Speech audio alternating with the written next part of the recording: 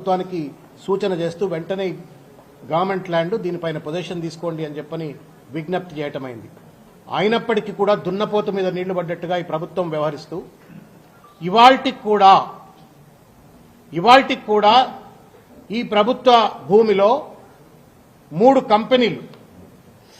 మూడు కంపెనీలు ఇష్టారాజ్యంగా వాళ్ళు భూమిని కబ్జా చేస్తూ అక్కడ దాదాపు 600 మంది రైతులు దాదాపు 3-4 దశాబ్దాలుగా అక్కడ వ్యవసాయం చేసుకుంటున్నటువంటి ఒక పేద వర్గాలకు చెందినటువంటి ఒక రైతులు వ్యవసాయం చేసుకుంటే వాళ్లను అదిరించి బెదిరించి బౌన్సర్లతో దాడి చేసి వాళ్ళందరినీ ఎలగొట్టి వాళ్ళ జీవనోపాధిని లైవ్లీహుడ్స్ ను డిస్ట్రాయ్ చేస్తూ అక్కడ షీట్లు పెట్టి ఒక రాక్షస రాజ్యాన్ని కొనసాగిస్తుంటే గుడ్డిగుర్రం పళ్లు దోవినట్టుగా ఇవాళ రంగారెడ్డి జిల్లా రెవెన్యూ అధికారులు గాని లేకపోతే మొత్తం ప్రభుత్వ యంత్రాంగం ఇవాళ కళ్లు మూసుకొని ఇవాళ ఒక నీచత్వానికి పాల్పడతా ఉంది.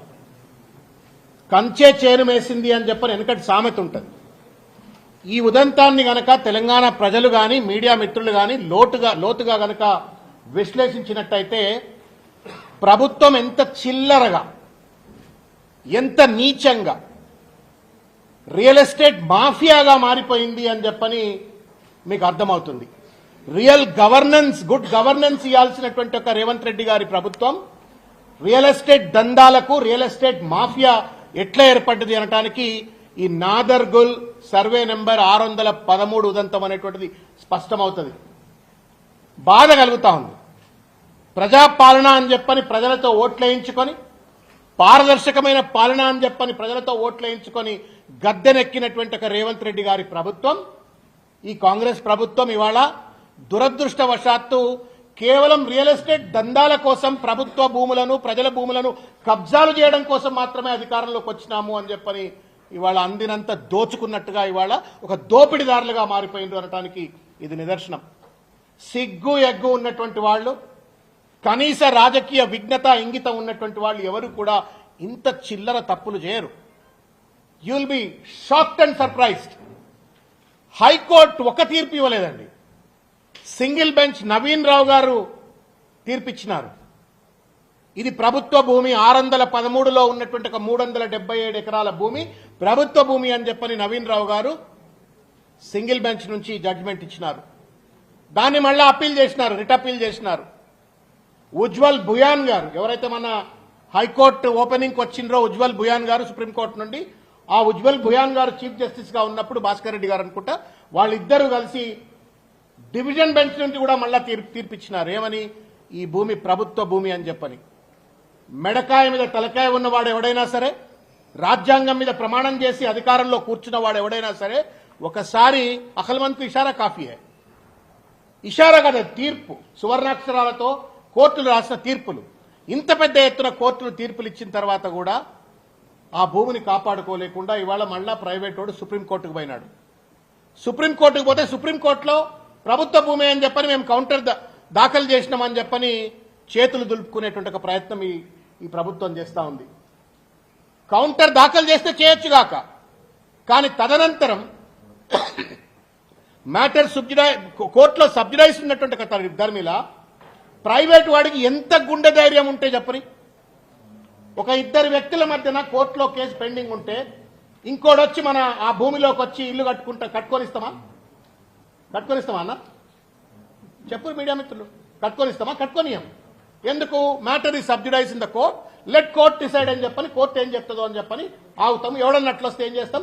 కర్ర పట్టుకొని దాడి చేస్తాం, వాళ్ళని తన్ని తరిమేస్తాం, ఆ భూమిని కాపాడుకునే ప్రయత్నం చేస్తాం. ఆ చిత్తశుద్ధి, స్వంత భూములను కాపాడుకోవలసినటువంటి ఒక చిత్తశుద్ధి వాళ్ళ ప్రభుత్వ భూములను ప్రజల ఆస్తులను కాపాడటంలో ఈ ప్రభుత్వంకు ఎందుకు అలసత్వం? రేవంత్ రెడ్డి గారు, you are a home minister, revenue మంత్రి పొంగులేటి శ్రీనివాసరెడ్డి. ఒక దోపిడి నాణానికి రెండు వైపులు అన్నట్టుగా రేవంత్ రెడ్డి పొంగులేటి శ్రీనివాసరెడ్డి ఇద్దరు కలిసి వాళ్ళ ఫ్యూచర్ సిటీ అంతా కూడా ప్రజల ఫ్యూచర్ ను బర్బాద్ చేస్తా ఉన్నారు. In the name of future city ప్రజల ఫ్యూచర్ ను బర్బాద్ చేస్తున్నారు అనటానికి ఇది నిదర్శనం. ఎంత గుండె ధైర్యం ఉండాలా? 7,000 కోట్ల రూపాయల భూమిని దోచుకపోతున్నారు అంటే ఎంత గుండె ధైర్యం ఉండాలా? హైకోర్టు తీర్పులు ఇచ్చిన తర్వాత కూడా కోహినూర్ అట, తర్వాత పేర్లు ఏదో ఉండేనేమే శిల్పా ఇన్ఫ్రా, వీటిలో అన్నిట్లో కూడా ఈ కంపెనీలన్నింటిలో కూడా వివరాత్మకమైనటువంటి ఒక రిప్రజెంటేషన్ ఇది. ఈ అన్ని కంపెనీలలో పొంగులేటి శ్రీనివాసరెడ్డి గారి యొక్క తనయుడు భాగస్వామి అయినట్టుగా, హర్షారెడ్డి గారు భాగస్వామి అయినట్టుగా ఉన్నాయి. ఇకేముంది, రాజు తలుచుకుంటే దెబ్బలకు కొదవా అని చెప్పని సామెత ఉంది కదా. పొంగులేటి శ్రీనివాసరెడ్డి గారు తెలంగాణకు రాజు అయిపోయింది, రారాజు రేవంత్ రెడ్డి అయిపోయిండు. వీళ్ళిద్దరు తలుచుకుంటే దెబ్బలకు కొదవా అని చెప్పని 600 మంది జీవితాలను సర్వనాశనం చేస్తున్నారు. పేదోళ్ళు ఉన్నారు, అందులో ముసలోళ్ళు ఉన్నారు, బీదా బిక్కిలు ఉన్నారు.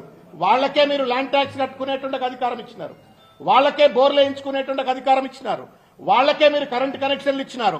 ఇవాళ గుండానా కొడుకులు వచ్చి, బౌన్సర్లు వచ్చి బుల్డోజర్లు పెట్టి వాళ్ళ బోర్లు విధ్వంసం చేస్తారట, వాళ్ళ వ్యవసాయ భూములను నాశనం చేస్తారట. గుడ్డి గుర్రం పళ్ళు దోవినట్టుగా కళ్ళు మూసుకొని ప్రభుత్వం అట ప్రేక్షక పాత్ర పోషిస్తుందట.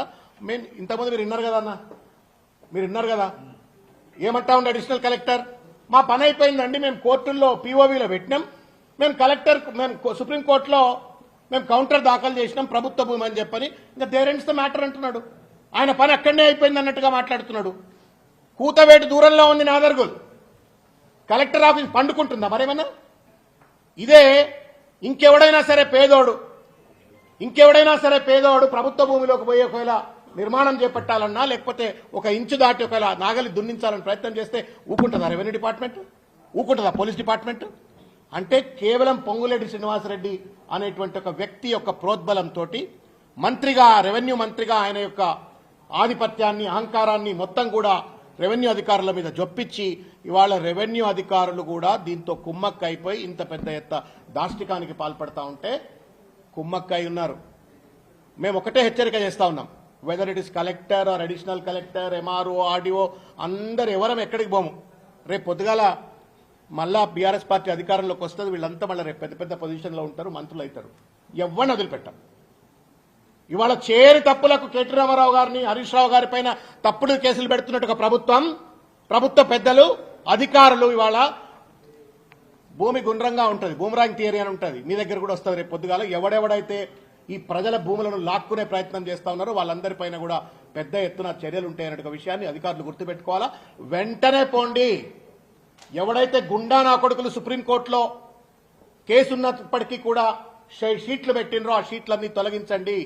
ఆ రైతులకు వెంటనే కూడా పొజిషన్ ఇవ్వండి. అక్కడ విధ్వంసం కాబట్టేటువంటి వాళ్ళ ఆస్తులకు నష్టపరిహారం చెల్లించండి. ఇవి 600 కుటుంబాలు అంటే దాదాపు 3-4 వేల మంది జీవితాలు, పిల్లలు, పెద్దలు, ముసలోళ్ళు ఉన్నారు, వాళ్ళ జీవితాలను కాపాడాలని చెప్పని వాళ్ళ పెద్దలు సబితా ఇంద్రారెడ్డి గారి నేతృత్వంలో, కిషన్ రెడ్డి గారి నేతృత్వంలో ఇక్కడ రావడం జరిగింది. మానవత్వం ఉంటే రేవంత్ రెడ్డి ఫ్యూచర్ సిటీ అని పెట్టుకున్నాడు. మీరు ఇక్కడ ఫ్యూచర్ సిటీలో భాగస్వాములు కూడా మీకు తెలియాలా.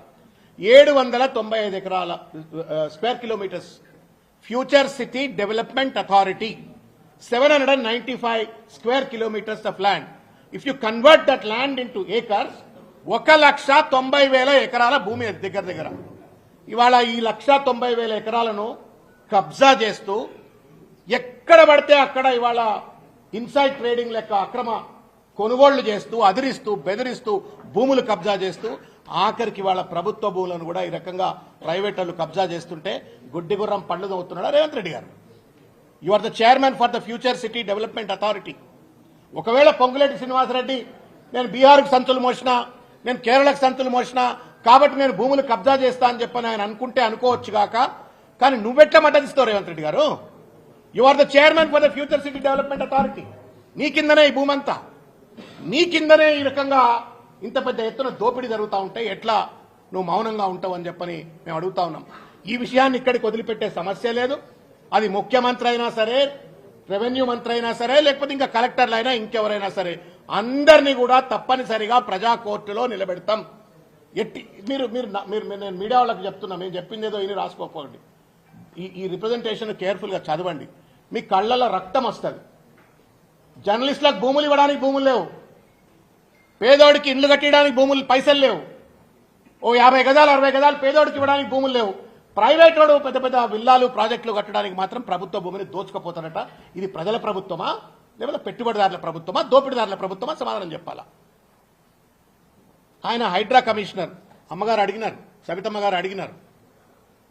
ఇది ఇంటైతే మీరు నవ్వుతారు. ఇక ఆయన ఎక్కడ పడితే అక్కడ ఎక్కడ పడితే అక్కడ కురికి ఇది ఇంటే అయితే మీరు నుంచి హరీష్ రావు సవాల్ విసురుతున్నారు.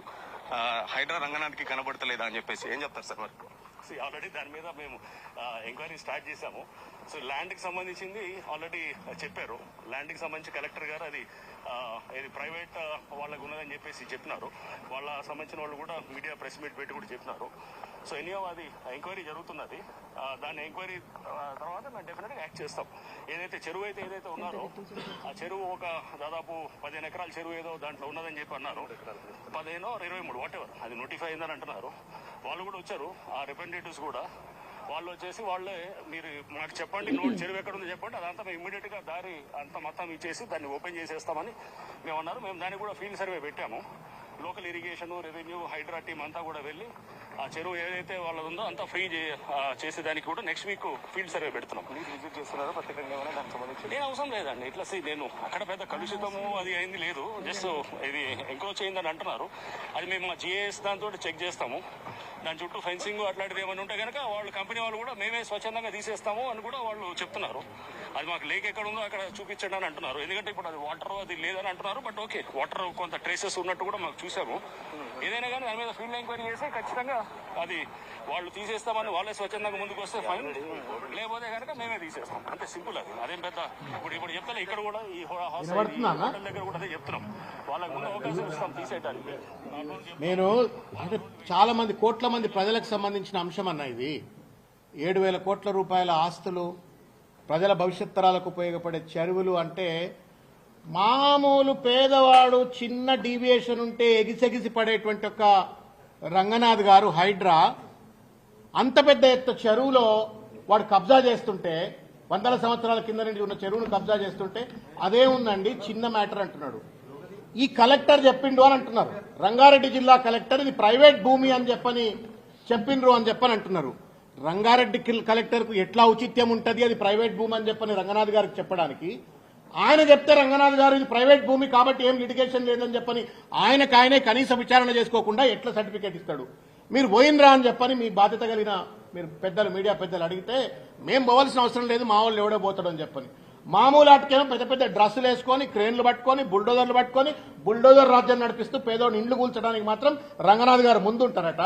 మరి ఎవరిని చూసి భయపడతా ఉంటారు రంగనాథ్ గారు? ఇవాళ పొంగులేటి శ్రీనివాసరెడ్డిని చూసి భయపడుతుండా? లేకపోతే ఈ కంపెనీలను చూసి భయపడుతున్నాడా? లేకపోతే కంపెనీలు వాళ్ళతో ఏమైనా మొత్తం ప్రభుత్వం కుమ్మక్క అయిపోయింది కాబట్టి నాకెందుకు, నేను కూడా అందులో భాగం అని మౌనంగా ఉన్నాడా? Why is that is not taking action? Proactive గా హైడ్రాకు ఒక ఫండమెంటల్ రెస్పాన్సిబిలిటీ ఉన్నది. ఎక్కడైతే ప్రభుత్వ ఆస్తుల్లో ప్రైవేట్ వాడు జరపడినా ప్రభుత్వ ఆస్తులను కాపాడే బాధ్యత హైడ్రాకు ఉంది. It's mandate of the HYDRAA. దానికి ఎవరు కంప్లైంట్ ఇవ్వాల్సిన అవసరం కూడా లేదు. ఎక్కడెక్కడనో సుమోటోగా కేసులు పెట్టేటువంటి కూల్చేటువంటి ఒక హైడ్రా కమిషనర్ ఎందుకు ఇవాళ ఇక్కడికి రాలేదు అంటే అంతా కూడా దొంగలు కలిసి దేశాలు పంచుకున్నట్టు అని చెప్పిన సామెత ఉన్నట్టుగా ఇవాళ అటు హైడ్రా, ఇటు రెవెన్యూ అధికారులు, పోలీసులు, ముఖ్యమంత్రి గారు, రెవెన్యూ మంత్రి గారు అందరూ కుమ్మక్కైపోయి 7,000 కోట్ల రూపాయల భూమికి మంగళం